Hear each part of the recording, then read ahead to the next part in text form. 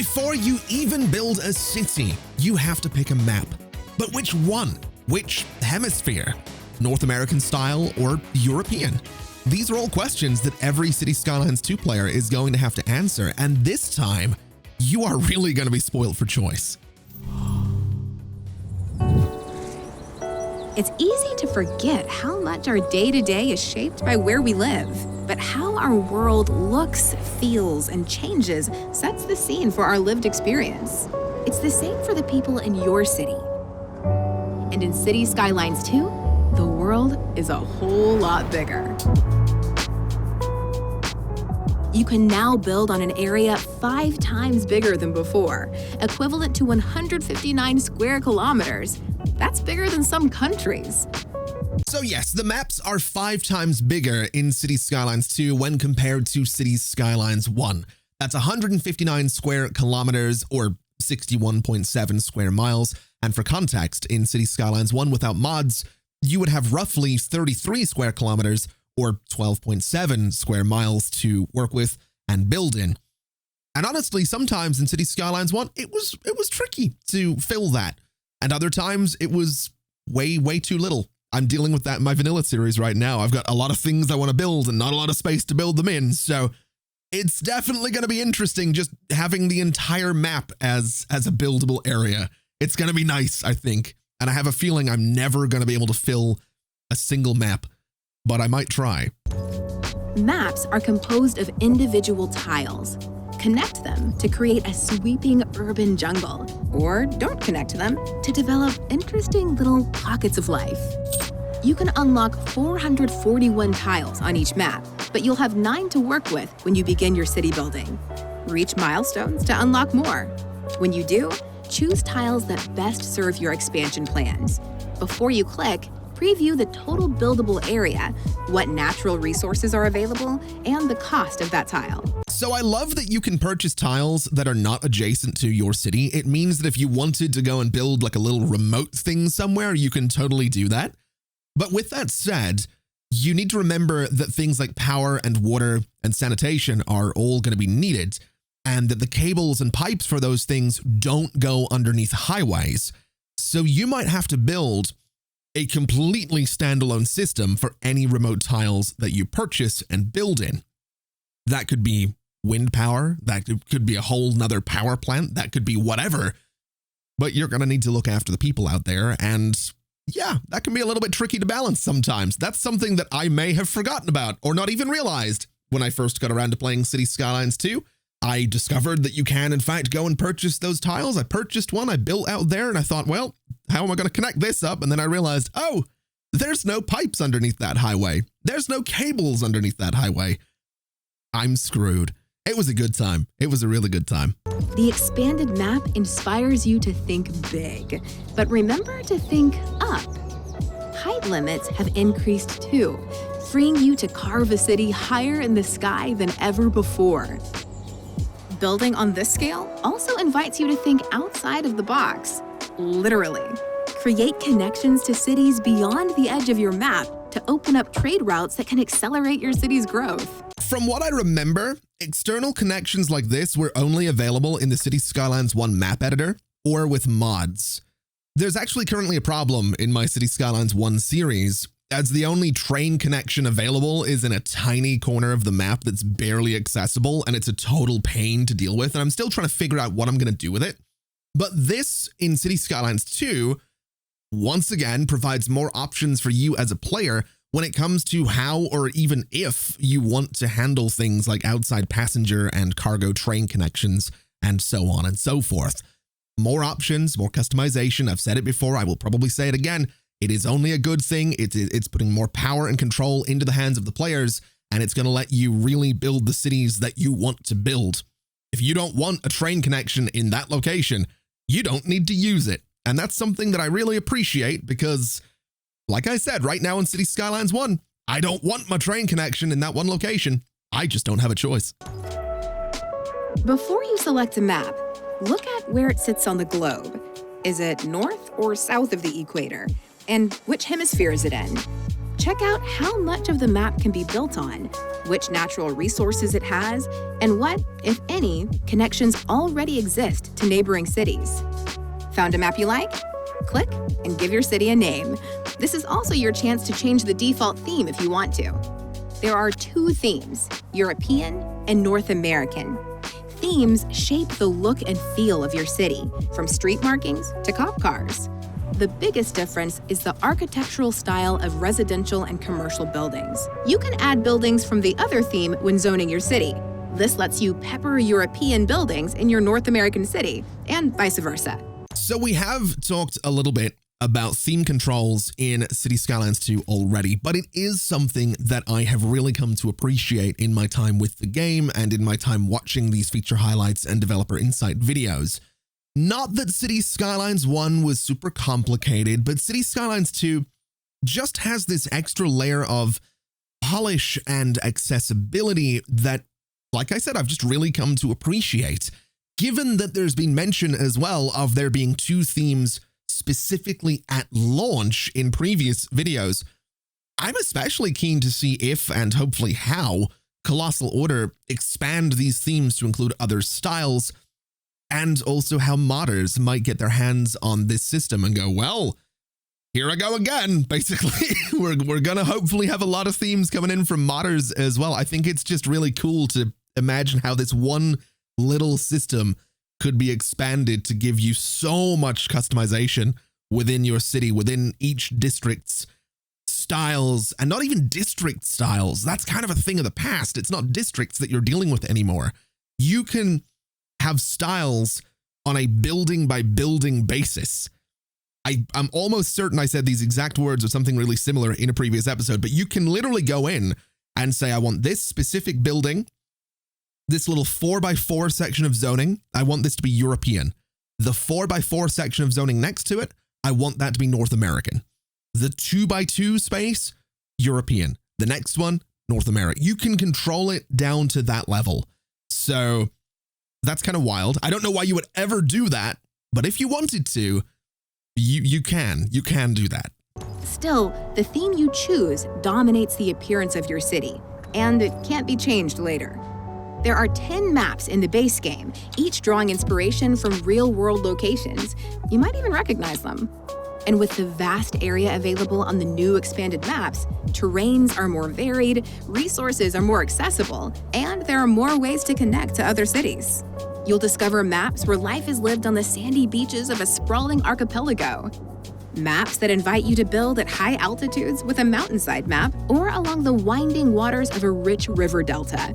There might even be a map that looks like the world outside your window. The level of detail in the map itself is honestly so far above and beyond what I've seen in Cities Skylines 1. When paired with the overall sense of scale in this game, there's times I found myself just zooming right in, down as close to the streets as I can possibly get, and just looking up at mountains and the skybox and towers and buildings. Obviously, people did create amazing maps in Cities Skylines 1, and there were tools available to create incredibly detailed maps based on real topographical data. But by the looks of what we're seeing so far from Cities Skylines 2, it might be possible to get that same level of detail without needing that kind of data. So, once again, just how detailed will things look when modders get their hands on Cities Skylines 2? I think we might be on the brink of seeing some extremely realistic recreations of real-life landscapes and cities. And I don't know about you, but one of my favorite things when I'm browsing Cities Skylines stuff on YouTube is when you come across a channel that doesn't have all that many subscribers, their videos don't have all that many views, but you watch these guys who are creating almost one-to-one replicas of real-life cities. I watch these guys and I think, man, I'm subscribed to so many of them. You just watch it, it's like, this dude, this person deserves so much attention because I can't even begin to imagine how long it takes to build these things. These are some of the most detailed builds I've ever seen. And again, this is a game that's coming up on 9 years old. So I want to see what those guys do with City Skylines 2. Select the map that stirs your imagination to set the stage for life and living in the city of your dreams. And that concludes the feature highlights portion of the video. Once again, I'm kind of blown away by a lot of this. I love the maps in City Skylines 2. I have toyed around with almost all of them. I actually spent longer than I care to admit deciding what map I was going to use for my City Skylines 2 gameplay video, and I think I made a good choice. I'm really satisfied with the map that I have. But there are different maps that are, as was said, different elevations. They have different sort of topographical info going on. Some are flatter than others. Some are a little bit more mountainous and hilly and all that good stuff. There's a really nice variety of landscapes that you can build your city in, which again was mentioned during the feature highlights there. And I think it is going to provide a really nice, I guess, set of canvases. I don't know, palette of maps, whatever artistic metaphor we're going to use here. You have options when it comes to your map choice in City Skylines 2. And of course, you have the seasons to deal with on those maps as well. You have weather to deal with on those maps as well. And so it does provide another little layer of detail and variety on top of an already really detailed, really beautiful looking map. Some of these maps during winter, as we have seen and will see a little bit more in the developer insights, are spectacular to look at. They look absolutely beautiful. And that's one of those things that I really wanted in City Skylines 1, was the ability to see the map and your city go from, summer into fall, into winter, be covered in snow, then into spring. It is really nice. We are going to talk about climates and stuff like that in the next one though. So let's go ahead and get into the developer insights. Hi, I'm Lauri Jääskeläinen. I'm a game designer at Colossal Order, and today's theme is maps and themes.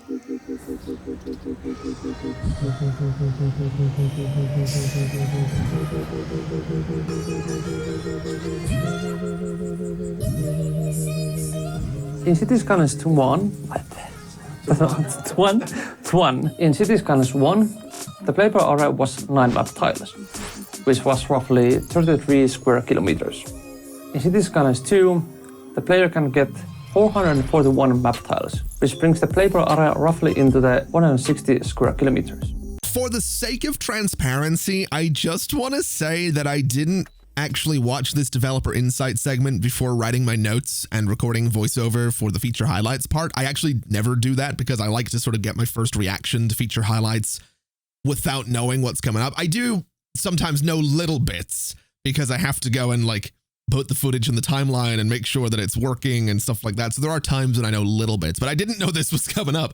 This is basically just a long-winded way of me saying that I'm glad that my math was right. And by my math, I mean my conversion of square kilometers to square miles on Google. It felt like I was back in high school for a second there. I'm not going to lie. Anyway, at the very least, what we're looking at right here is a fantastic visual representation of just how large the playable area can be in City Skylines 2. The sense of scale it's unparalleled in modern city builders and even in classic city builders as well. SimCity 4, I bet you thought I was going to say 2013, played with scale by letting you build an entire region to appear as a single city, and you could connect those together, which was one of my favorite things to do, sort of building like a big industrial hub and then connecting it to a bit more of a residential. It was just really satisfying. But I can't think of any other builder that's offered this much space on a single map. I might be forgetting one, but there's nothing coming to mind. If you can think of one, let me know in the comments below, but I genuinely can't think of any city builder that plays with scale the way City Skylines 2 is playing with scale. Admittedly, there's also not been that many city builders that have come out. Well, there have, but there's been none that have come out that have quite the impact of City Skylines. Let's put it that way. I've played a lot over the years, but none that are, oh, there is one actually, New Cities or New City or something like that. There is one city builder I can think of that does play with scale. It has a really huge map. I haven't played it in years though. So there's one. There's one. If you can think of any more, let me know in the comments below. You can unlock the map tiles by gaining the milestones, just like in City Skylines 1. But unlike in City Skylines 1, you can just click and drag the map tiles that you wish to purchase. You can also unlock the map tiles all the way to the map edge, so you can create new outside connections. Before you purchase the selected map tile, you can see the available resources, the buildable land area, and also the cost of the selected map tile. The map tiles don't have to be connected to each other. They can be bought separately and in any order you want. See the map tile over there? You can buy it. Oh man, I love this. I love a good Bethesda and Todd Howard reference. It's so it's so good. Even to this day. When did Skyrim come out? 11/11/11, so 12 years ago, something like that. I love that it's still relevant today. Bethesda will never live that down. It is true though. You can buy any tile that you like so long as you've got the tokens to do so. It doesn't have to be connected to your current tiles. It doesn't have to make sense. It can be anywhere on the map. Just, as I said earlier, be aware that things like power and water do not travel underneath highways. So, trying to be sneaky by building a little remote area somewhere down the highway might not work out all that well for you. That was so cringe. Or that one. Or that one. Because the playable area is much bigger compared to City Skylines 1, we just also need to make sure that the whole playable arena is much more detailed, because player will be able to reach all of those spots. So it was a bit of a challenge to make sure that each map is very detailed and have different scenarios.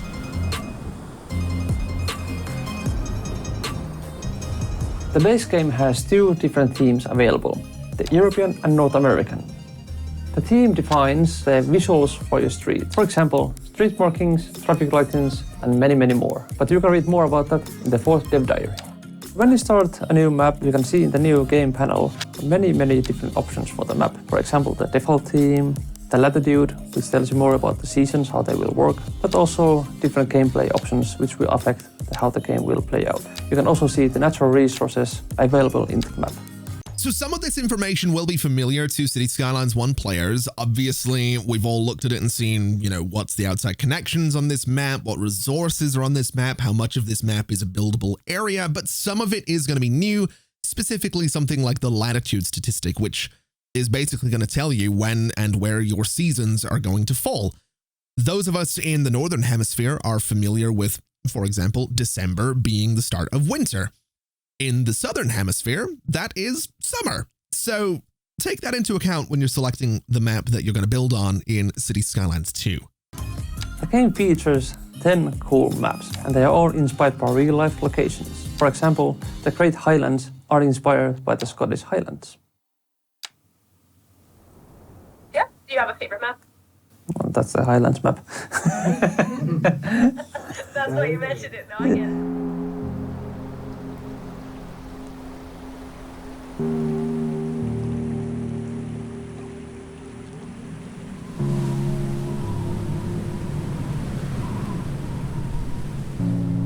How excited are you for release?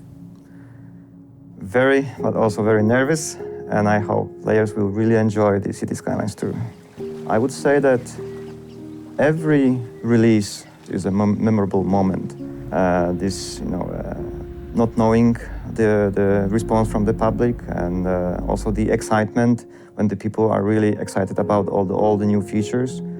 So I would say that for the last 8 years, every release was a really memorable and important moment for me personally. Thanks for watching, and I'll see the next one where things will get heated with the climate and seasons. And so we've reached the end of our little dive into maps and themes in Cities Skylines 2. I've said most of what there is to say, I think. I don't really think I'm going to have some grand outro here because it is a relatively straightforward feature, kind of similar to the previous one as well. Electricity and water is not all that exciting. Maps and themes, admittedly, I think are exciting, but they are just straightforward. They're good to look at. They're huge. There's a lot of buildable space. You've got your different hemispheres to take into account, your latitude. You've got your themes as well, which you set when you select the map. And of course, you can go and change the building themes on a building by building basis if you decide to do that. The maps in Cities Skylines 2 are also incredibly detailed. They are more detailed than they were in the first game, which is to be expected 9 years later. And I'm just keen to see how big cities can be. I'm keen to see, because you see it every now and then on Twitter, on Reddit, on Discords. You will see people post these screenshots where they've used all 9 tiles that they can possibly use to build a city, or they use 25 tiles with some mods. I think you can do 25 tiles in console. I might be wrong on that, but you basically see people that are like, I filled up every square inch that I could possibly fill with a city. And there are 100,000 people, 250,000 people, 500,000 people living here. Basically, I want to see how big you can build in Cities Skylines 2, and I want to see how far you have to go to break the game. I'm not gonna lie, I think that's something that would be really interesting, to try and fill an entire map with a city and just see how the simulation handles it, and then look at your traffic flow statistic and cry, which is the inevitable outcome of something like that. I don't know. That's something for after the game comes out, though. That's something that we'll play around with maybe on a live stream, or I'll just leave that for someone else to do, because that sounds like a really major commitment with a map this size. Either way, let me know what you're excited about when it comes to maps and map themes. Let me know what you think about the details and the scale and all that good stuff down in the comments below, down there beneath the like button. See what I did there? That's a YouTuber thing. Yeah, that's never doing that again. Anyway, thank you so much for watching, everybody. It's been an absolute pleasure as always. And as always, I'll see you next time. Bye-bye.